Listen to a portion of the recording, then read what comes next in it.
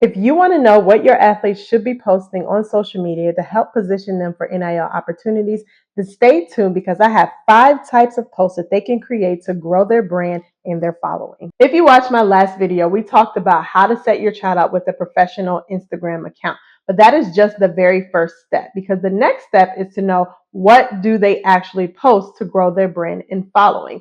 If you notice, the athletes who are doing very well with NIL, they do a great job of balancing their on-field and off-field content so that you get a well-rounded view of who they are. And here are 5 pieces of content that are going to help them do just that. Number 1 is game day routines. Now, as a mom of a young athlete who insists on not eating when he has a morning game, I often say that that's part of his game day routine. He also has different things that he likes to engage in on game days to get himself prepared mentally. So if your athlete has maybe something they eat, maybe a location they go to, maybe they don't indulge in or do indulge in certain activities on game days, share that on social media. Let people behind the scenes into who they are off the field. Number 2 is training and workouts. Now, these videos are going to be great for inspiring people who want to know what is the process for why they are such a great athlete.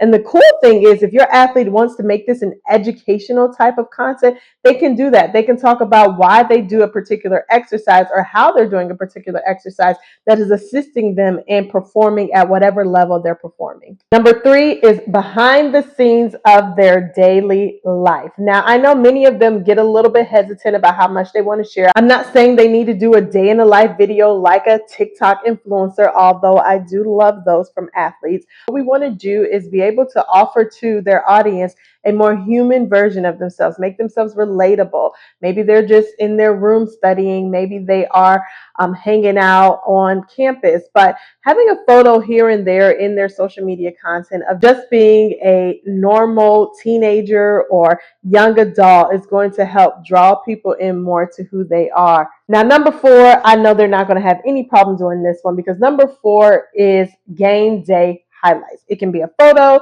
it can be clips from the actual game, but of course we want to have that content that shows that they are such a phenomenal athlete, because we want to balance, again, between the on-field and off-the-field activity. And lastly, number 5 is sort of a favorites type of post. So my favorite food, my favorite fashion brand, my favorite location to eat after a game, whatever the favorites may be for your athlete, if they can blend those in, that is going to position them well for those corporations that want to see them using their product when they decide that they want to work with them to sell whatever product or service they have for an NIL opportunity. At the end of the day, if your athlete wants to be truly influential, they are going to need to show both their on-field and off-field activities. So now that you know what to post, the next question is, how do we actually get your athlete to post? That seems to be a common gripe among the moms, is my athlete won't post. So in my next video, I'm going to share with you some strategies that I've given parents in the past